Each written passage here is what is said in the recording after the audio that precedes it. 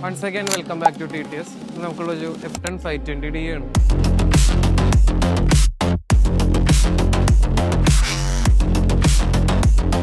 അപ്പോൾ നമ്മളെല്ലായിടത്തും പറയാനുള്ള കാര്യമാണ് പൊതുവെ ഓയിൽ കൺസപ്ഷൻ ഉണ്ടെങ്കിൽ ഒഴിച്ചോടിക്കാൻ നിൽക്കരുത്.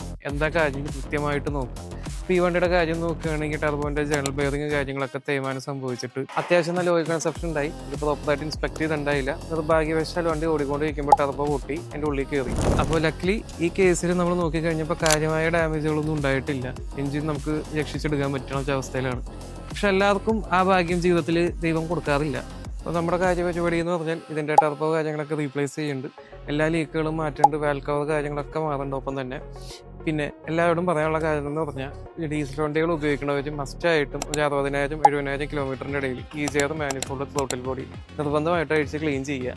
ഒപ്പം തന്നെ എവിടെന്നെങ്കിലും ഓയിൽ കൺസപ്ഷനോ ഓയിൽ ലീക്കോ ഉണ്ടെങ്കിൽ അതൊക്കെ സമയാസമയങ്ങളിൽ അഡ്രസ്സ് ചെയ്യുക. ഇതൊന്നും നോക്കാണ്ട് ഓയിൽ ഒഴിച്ച് ഓടിക്കുക എന്നുള്ളൊരു ധാരണയിൽ ഓടിച്ചുകൊണ്ടിരുന്നു കഴിഞ്ഞാൽ എല്ലാ തവണയും പറയണോ അല്ല ചെറിയ ചിലവിൽ ഒതുങ്ങേണ്ട ഒരു കാര്യം അതൊരു വലിയ ചിലവിൽ അവസാനിക്കുള്ളൂ.